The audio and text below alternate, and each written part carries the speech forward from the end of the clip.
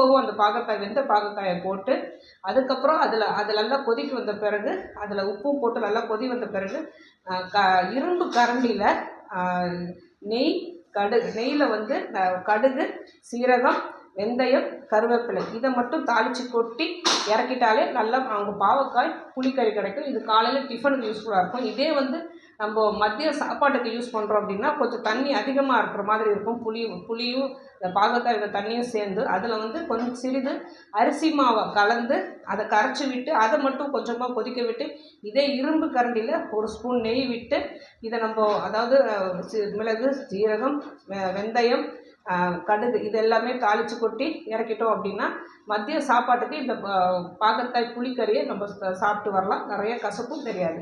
அப்புறம் இன்னும் ஒரு சின்ன டிப்ஸு, புளி சேர்த்தா பாகற்காய் கசப்பு தெரியாதுங்கிற மாதிரி பாகற்காயை ஸ்லிம்மில் வச்சு 2 ஸ்பூன் நெய்யை விட்டு நல்லா அரிந்த